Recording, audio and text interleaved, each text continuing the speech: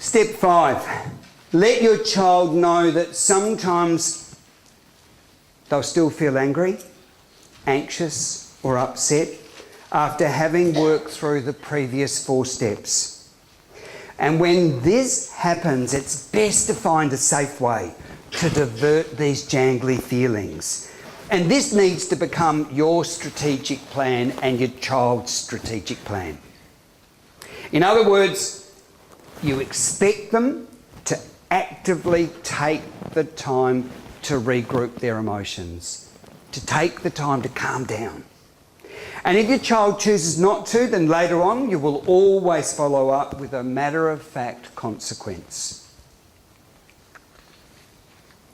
Here are a few tools to help children and adults avoid anger or anxiety spilling over.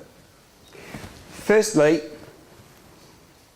although it seems natural, stop reassuring your child when their anxiety is high. During periods of anger and anxiety, there is a huge dump of chemicals into the prefrontal cortex.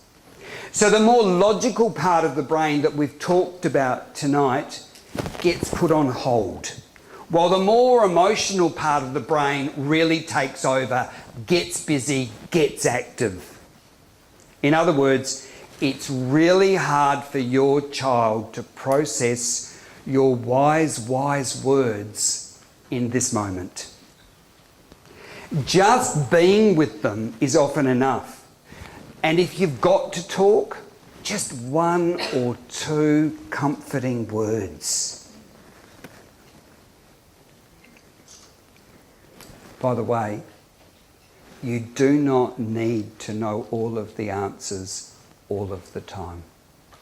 It's okay not to. Work with your child to use just 2 or 3 of these ideas on screen. And when there are too many choices to choose from, nothing gets chosen in the heat of the moment. So there's a lot up there to choose from, but you choose the 2 or 3 that are best for your child, and you get them to choose.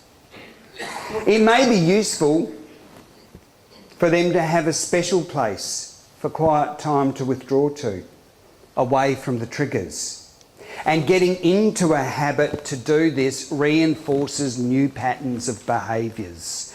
And that's what I've hoped I've demonstrated previously with those other slides. We're trying to develop new patterns to work on. Our consistency is everything here.